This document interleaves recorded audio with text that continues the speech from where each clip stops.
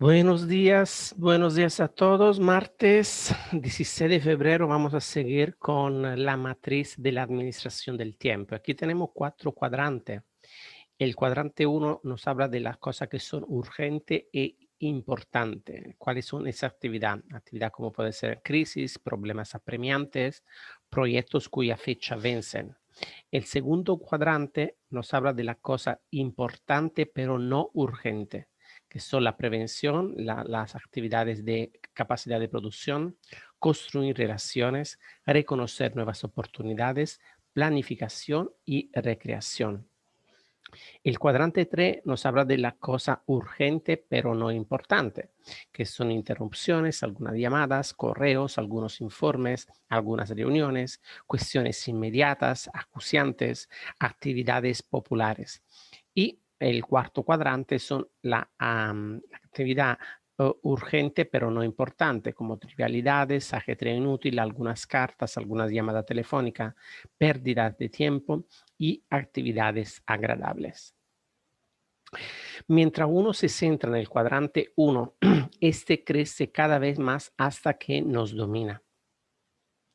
Es como el oleaje. Llega un gran problema, nos golpea y nos deja tendidos y confusos. Uno lucha, se pone en pie y lo único que consigue es quedar frente a otro problema que vuelve a golpearlo y dejarlo tendido. Algunas personas son literalmente acribilladas por los problemas todo el día y cada día. El único alivio que tienen consiste en huir hacia las actividades no importantes ni urgentes del cuadrante 4.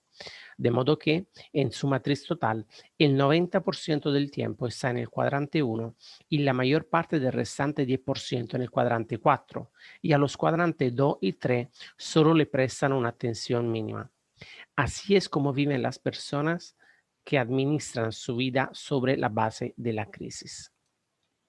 Hay otras personas que dedican mucho tiempo al cuadrante 3, urgente pero no importante, pensando que están en el cuadrante 1. Continuamente reaccionan ante las cosas urgentes, suponiendo que también son importantes, pero la realidad es que la urgencia de esas cuestiones se basa a menudo en las prioridades y expectativas de los otros.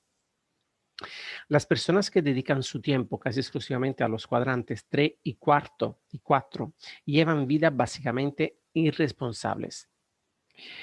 ¿Cuál es el estrés? Hay una, ¿cómo se dice? Una diapositiva que nos habla de los resultados que puede ser viviendo en el cuadrante que hemos visto antes: estrés, agotamiento, administración de crisis, siempre apagando incendio.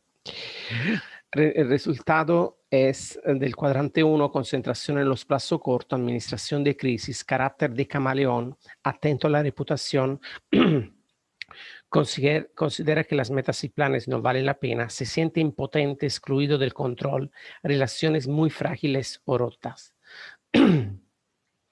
Las personas efectivas permanecen fuera de los cuadrantes 3 y 4 porque, urgentes o no, no son importantes. También reducen el cuadrante 1 pasando más tiempo en el cuadrante 2. El cuadrante 2 es el corazón de la administración personal efectiva.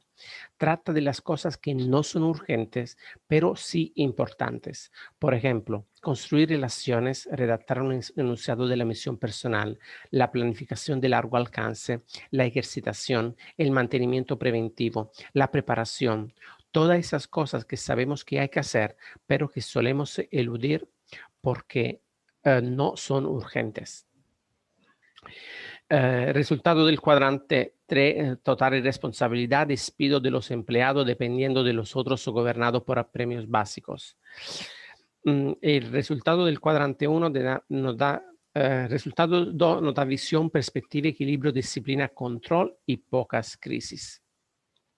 Para parafrasear a Peter Drucker, las personas efectivas no se orientan hacia los problemas, sino hacia las oportunidades. Alimentan las oportunidades y dejan morir de inanición a los problemas. Piensan preventivamente.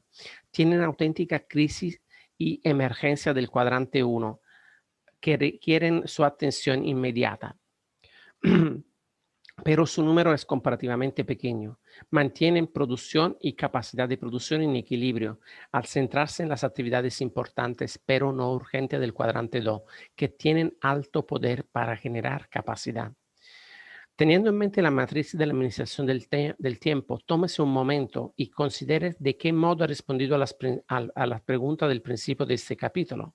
¿En qué cuadrante encajan? ¿Son importantes o son urgentes? Mi conjetura es que probablemente encajen en el cuadrante 2. Son obviamente importantes, profundamente importantes, pero no urgentes. ¿Y por qué no son urgentes? ¿Y por qué no son urgentes? Usted no se dedica a ellas. Examine de nuevo la naturaleza de esa pregunta. ¿Qué puede hacer usted en su vida personal y profesional que, de hacerlo regularmente, representaría una tremenda diferencia positiva en su vida? Las actividades del cuadrante 2 tienen ese tipo de efecto. Nuestra efectividad avanza a pasos agigantados cuando las realizamos. Le hice una pregunta similar a un grupo de gerentes de un centro comercial. Si tuvieran que hacer una cosa en su trabajo profesional que ustedes saben que tendría efecto enormemente positivo en los resultados, ¿cuál sería? La respuesta unánime fue establecer relaciones personales útiles con los arrendatarios, los propietarios de los negocios del centro comercial, lo cual es una actividad del cuadrante 2. Hicimos un análisis del tiempo que estaban destinando a esa actividad, menos del 5%. Tenían buenas razones, problemas uno detrás de otros.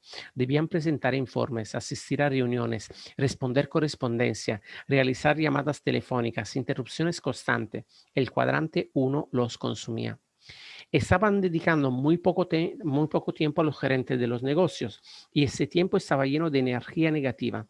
En realidad, solo lo visitaban para cumplir con los contratos, cobrar el alquiler, discutir la publicidad u otras prácticas que podrían no armonizar con las directivas del centro o algo semejante. Los comerciantes individuales estaban luchando por la supervivencia, no ya por la prosperidad. Tenían problemas de personal, problemas de costos, problemas de inventario y una multitud de otros problemas. La mayoría de ellos carecía totalmente de formación gerencial. Algunos eran comerciantes perfectos, pero necesitaban ayuda. Los arrendatarios ni siquiera querían ver a los propietarios del centro comercial, que no eran más que otro de los problemas con los que tenían que lidiar. De modo que los propietarios decidieron ser proactivos, determinaron su propósito, sus valores y sus prioridades. En armonía con tales prioridades, decidieron dedicar la tercera parte de su tiempo a relacionarse con los comerciantes. En el trabajo con esa organización durante más o menos un año y medio, los vi ascender aproximadamente del 20%, lo que representaba un aumento del más del cuádruple. Además, cambiaron de rol. Se convirtieron en confidentes, adiestradores y consultores de los comerciantes. Sus intercambios estaban llenos de energía positiva. El efecto fue espectacular y profundo. Al centrarse en las relaciones y resultados más que en el tiempo y los métodos, las cifras crecieron. Los arrendatarios se quedaron sobrecogidos por los resultados de las nuevas ideas y habilidades, y los gerentes del centro comercial fueron más efectivos y satisficieron y aumentaron sus listas de arrendatarios potenciales. Dejaron de ser policías o de rondar como supervisores, resolvían problemas, ayudaban. El lector puede ser estudiante universitario, obrero en una cadena de montaje, diseñador de modas o presidente de una compañía. En todos los casos, creo que si pregunta qué hay en el cuadrante, si se pregunta qué hay en el cuadrante 2, cultiva la proactividad y la pone en práctica, finalmente logrará los mismos resultados. Su efectividad aumentará extraordinariamente. Sus crisis y problemas se reducirán hasta adquirir proporciones manejables, porque pensará con anticipación, trabajando sobre las raíces, adoptando, en primer lugar, las medidas que impidan que las situaciones lleguen a convertirse en crisis. En la jerga de la administración del tiempo, eso se llama el principio de Pareto. El 80% del resultado provienen del 20% de las actividades. Lo que supone decir no. En un principio, solo se puede obtener tiempo para el cuadrante 2 en los cuadrantes 3 y 4. No se pueden ignorar las actividades urgentes e importantes del cuadrante 1, aunque ese se reducirá cada vez más a medida que se dedique más tiempo a la prevención y preparación en el cuadrante 2. Pero el tiempo inicial para este cuadrante tiene que provenir de los cuadrantes 3 y 4. Para trabajar con el cuadrante 2 hay que ser proactivo, porque los cuadrantes 1 y 3 trabajan sobre uno.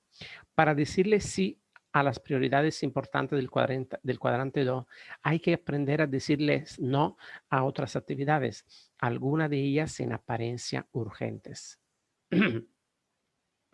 Hace algún tiempo mi esposa fue invitada a asumir la presidencia de una comisión dedicada a una tarea comunitaria. Estaba trabajando en cosas verdaderamente importantes y en realidad no deseaba ponerse al frente de esa comisión, pero se sentía presionada y finalmente aceptó la responsabilidad. Entonces llamó a una de sus amigas para pedirle colaboración también a ella.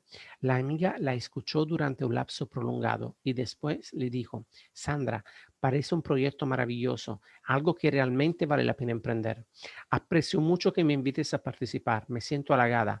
Por distintas razones no deseo participar, pero quiero que sepas que cuánto aprecio tu invitación.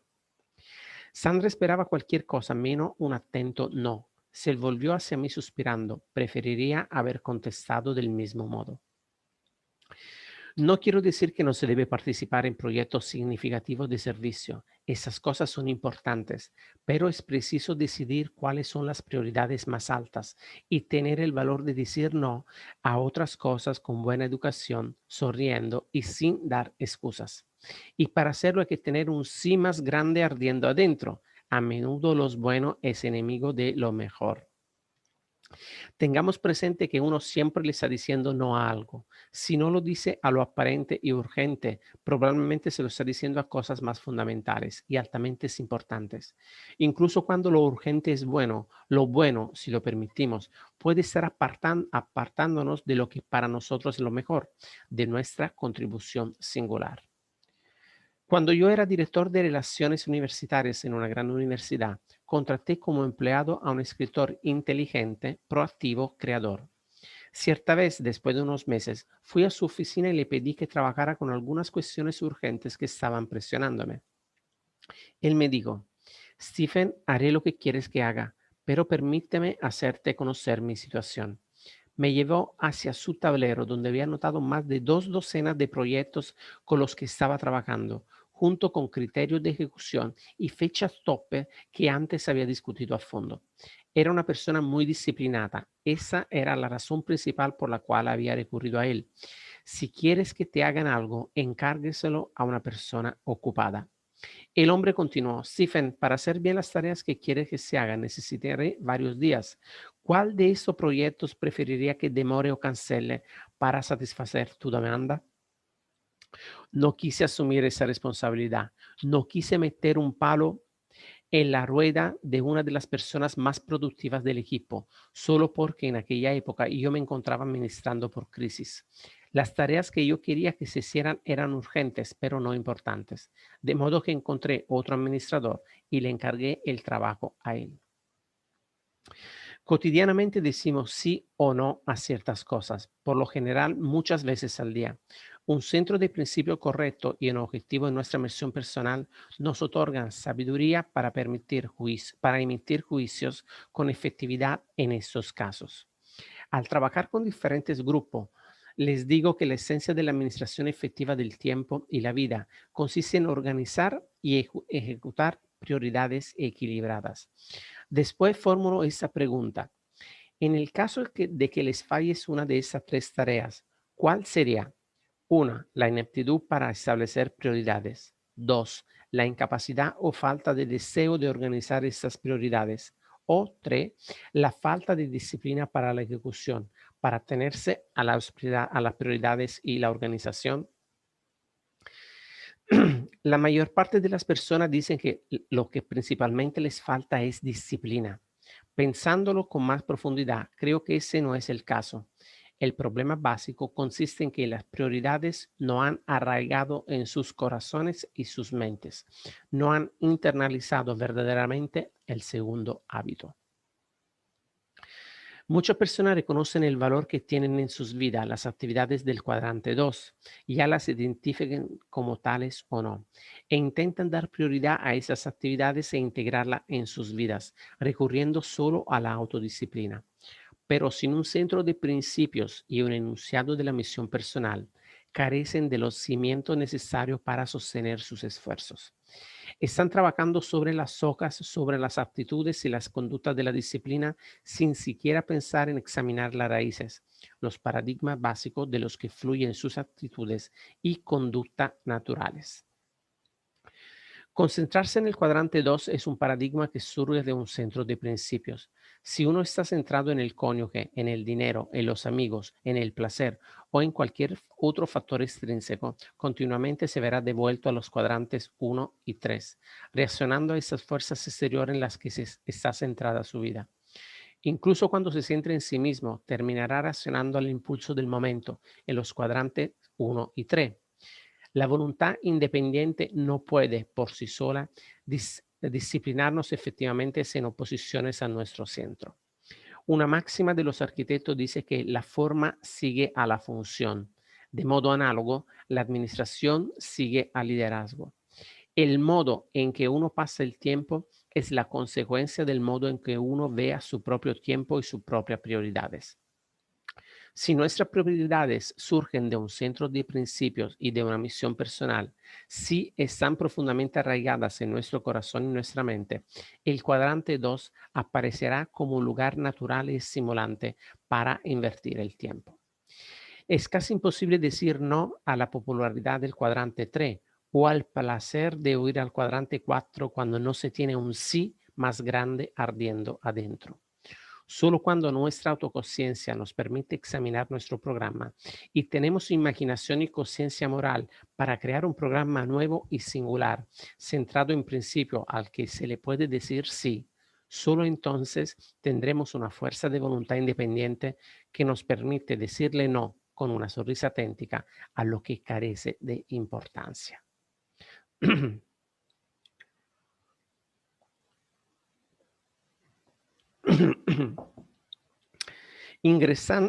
Ingresando en el cuadrante 2.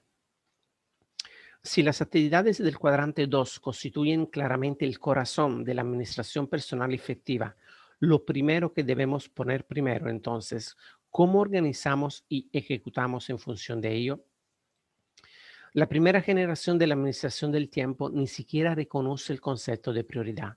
Nos presenta notas y listas de tareas que podemos ir tachando, con lo cual experimentamos una sensación temporal de éxito, pero los ítems de esas listas no tienen asignadas prioridades. Además, no existe ninguna correlación entre la lista y nuestros valores y propósitos finales en la vida. Simplemente respondemos a lo que llega a nuestra conciencia y aparentemente es necesario que se haga. Muchas personas administran con este paradigma de primera generación. Es el curso de menor resistencia. En él no hay angustia ni tensión. Resulta divertido seguir la corriente. La disciplina y la distribución del tiempo impuesta externamente dejan en las personas la impresión de que ellas no son responsables de los resultados. Pero los administradores de la primera generación, por definición, no son efectivos. Producen muy poco y su estilo de vida no genera en absoluto capacidad de producción. Azotados por fuerzas externas, a menudo se les considera poco fiable e irresponsables. Tienen muy poca sensación de control y autoestima.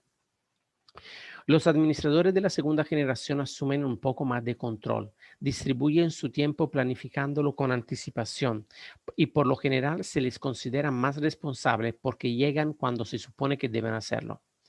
Pero también en ese caso las actividades programadas no prestan ninguna atención a las prioridades ni reconocen ninguna correlación con los valores más profundos y las metas. Presentan pocos logros significativos y solo tienden a la distribución en el tiempo. Los administradores de tercera generación dan un significativo paso adelante, clarifican sus valores y establecen metas, planifican día tras día y establecen prioridades. Como le he dicho, ahí es donde está hoy en día la mayor parte de la administración del tiempo. pero esa tercera generación presenta algunas limitaciones críticas. Primero, limita la visión. La planificación diaria a menudo omite cosas importantes que solo pueden verse con una perspectiva más amplia. La expresión misma planificación diaria se centra en lo urgente, el ahora. Si bien el establecimiento de prioridades de tercera generación ordena la actividad, no empieza por cuestionar la importancia esencial de dicha actividad. No sitúa la actividad en el contexto de los principios, la misión personales, los roles y las metas. La planificación diaria de tercera generación, conducida por valores, da prioridad básicamente a los problemas y las crisis del día de los cuadrantes 1 y 3. Además, la tercera generación no toma ninguna medida para la administración de los diversos roles de modo equilibrado. Le falta realismo. Crea la tendencia a planificar el día en exceso, de lo que se deriva la frustración y el deseo ocasional de tirar el plan a la basura y escapar al cuadrante 4. Y su eficiencia, el centrarse en la administración del tiempo, tiende a crear tensión en las relaciones más que a establecerlas. Si bien las tres generaciones han contribuido con algún tipo de herramienta de administración, ninguna ha producido una herramienta que permita vivir centrándose en principio con un estilo del cuadrante 2. Los anotadores de la primera generación y las listas de tareas solo nos proporcionan un lugar para dejar asentadas las cosas que llegan a nuestra conciencia, con el objeto de no olvidarlas. Las agendas de la segunda generación solo proporcionan un lugar para registrar nuestros compromisos futuros, de modo que podamos estar donde acordamos y en el momento apropiado. Incluso la tercera generación, con su amplia gama de planificadores y materiales, se centra primordialmente en ayudar a dar prioridad y planificar las actividades del cuadrante 1 y 3, aunque muchos administradores y consultores reconocen el valor de las actividades del cuadrante 2, las herramientas reales de planeamiento de la tercera generación no facilitan su organización y ejecución. Como cada generación se construye sobre las que la han precedido, eh, los puntos fuertes y algunas de las herramientas de cada una de las primeras tres generaciones proporcionan material elemental para la cuarta. Pero existe la necesidad adicional de una nueva dimensión, del paradigma y la ejecución que nos permitirán introducirnos en el cuadrante 2, pasar a centrarnos en principios y arreglárnoslas para hacer lo que es verdaderamente más importante. La herramienta del cuadrante 2. El objetivo de la administración del cuadrante 2 consiste en organizar nuestras vidas con efectividad desde un centro de principios sólido, desde el conocimiento de nuestra misión personal, concentrándose en lo importante y en lo urgente, y dentro del marco del equilibrio conservado entre el incremento de nuestra producción y el aumento de nuestra capacidad de producción. Desde luego, ese es un objetivo ambicioso para persona atrapada en la estrecha trama de las cosas superficiales de los cuadrantes 3 y 4, pero luchar para lograrlo tendrá un efecto extraordinario sobre la afectividad personal. Un organizador del cuadrante 2 tendrá que satisfacer 6 criterios importantes. Coherencia. La coherencia sugiere que haya armonía, unidad e integridad entre visión y misión, roles y metas, prioridades y planes, deseos y disciplina. En el planificador deberá haber un lugar destinado al enunciado de la misión personal, de modo que una pueda remitirse constantemente a él. También tiene que haber lugar para los roles y para las metas a corto y largo plazo. Equilibrio. Su herramienta tiene que ayudarle a mantener el equilibrio en la vida, a identificar sus diversos roles y mantenerlos ante sus ojos, de modo que no pueda descuidar áreas importantes como la salud, la familia, la preparación profesional o el desarrollo personal. Muchas personas parecen pensar que el éxito en un área puede compensar el fracaso en otras, pero ¿es esto así? Puede que sí, pero por un tiempo limitado y tratándose solo de ciertas áreas. Ahora bien, ¿puede el éxito en la profesión compensar el fracaso de un matrimonio roto, la salud perdida o la debilidad del carácter? La verdadera efectividad requiere equilibrio y su herramienta tiene que ayudarle a crearlo y mantenerlo.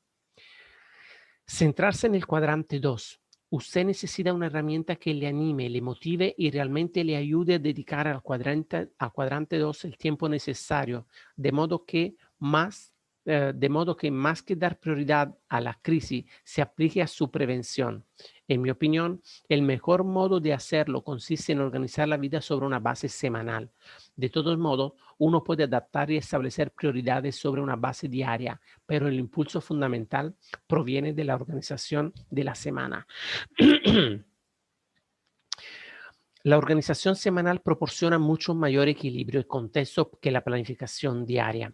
En el reconocimiento de la semana como unidad de tiempo completa, parece haber implícito un reconocimiento de tipo cultural. Las empresas, la educación y muchas de las otras facetas de la sociedad operan dentro del marco de la semana, destinando ciertos días al esfuerzo concentrado y otros al descanso y la inspiración. La ética básica judeocristiana respeta el sábado, el día elegido entre cada 7 para propósitos elevados. La mayoría de las personas piensa en términos de semanas, pero la mayor parte de las herramientas de planificación de tercera generación se centran en la planificación diaria. Si bien pueden ayudarnos a dar prioridades a las actividades, en lo esencial solo nos ayudan a organizar las crisis y el trabajo urgente. La clave no es dar prioridad a lo que está en la agenda, sino ordenar en la agenda las prioridades. Y esto puede hacerse mejor en el contexto de la semana. Una dimensión humana.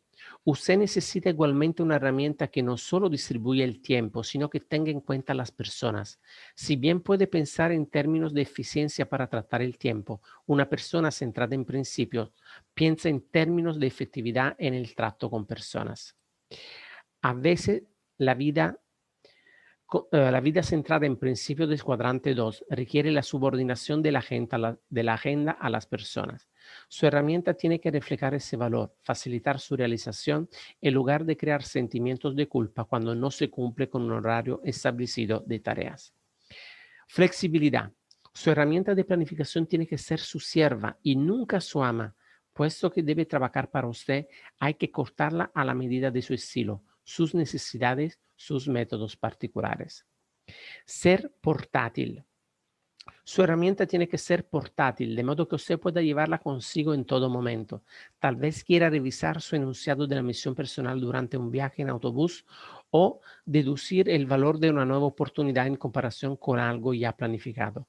Si su organizador es portátil, podrá llevarlo consigo y estos datos importantes siempre estarán a su alcance. Puesto que el cuadrante 2 es el corazón de la autoadministración efectiva, se necesita una herramienta que nos introduzca con él. Mi trabajo con el concepto de cuarta generación ha conducido a la creación de una herramienta específicamente diseñada en concordancia con los criterios que acabamos de enumerar. Pero muchas buenas herramientas de la tercera generación pueden adaptarse fácilmente. Como los principios son sólidos, las prácticas o aplicaciones específicas pueden variar de individuo a individuo. Ok, seguimos.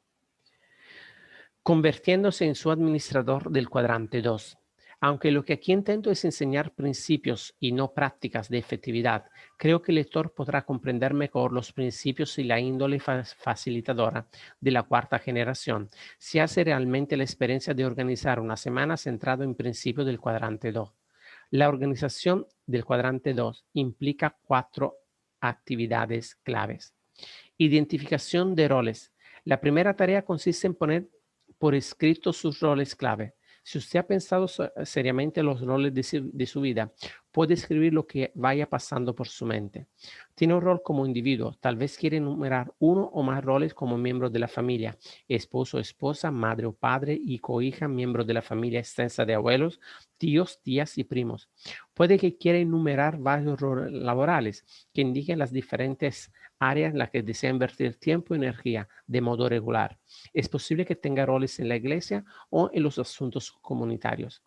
No es necesario que se tome la molestia de definir los roles correspondientes al resto de su vida. Limítese a considerar la semana y ponga por escrito las áreas en las que usted se ve dedicando tiempo durante los próximos 7 días. A continuación presentamos 2 ejemplos del modo en que la gente puede verse en sus diversos roles.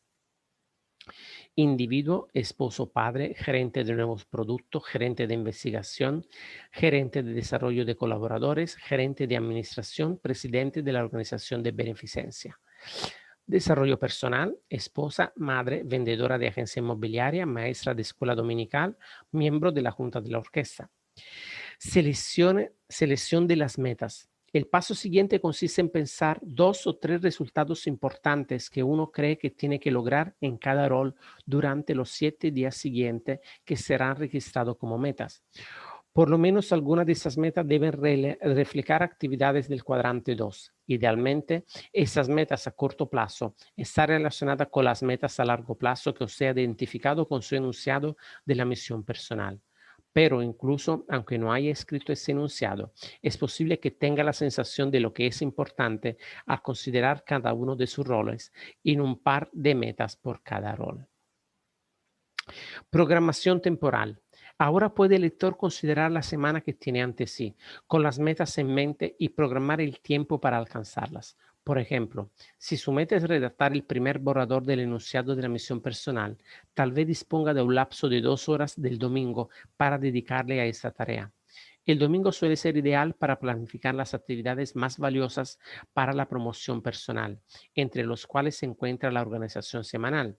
Es un buen momento para hacer un alto en el camino, buscar un poco de inspiración y considerar la vida en el contexto de los principios y los valores. Si uno establece la meta de mejorar su estado físico mediante ejercicio, puede reservar 1 hora, 3 o 4 días por semana o todos los días de las semanas. Hay algunas metas que solo se pueden alcanzar durante el horario de trabajo y otras por las que hay que luchar el sábado, cuando los chicos están en casa. Empieza a advertir algunas de las ventajas de organizar una semana en lugar del día. Después de haber identificado los roles y establecido las metas, se puede trasladar cada meta a un día específico de la semana, sea como prioridad o, lo que es incluso mejor, con una asignación horaria concreta. También se puede consultar la agenda anual o mensual y ver las previsiones y citas anteriores, evaluando su importancia en el contexto de las metas. Se transfiere entonces al programa semanal lo que se decide mantener y las otras se reprograman o cancelan. Pues lo dejamos aquí, ¿vale? Así que seguiremos mañana con los cuadrantes siguientes y voy a parar la grabación para que pueda compartir con ustedes.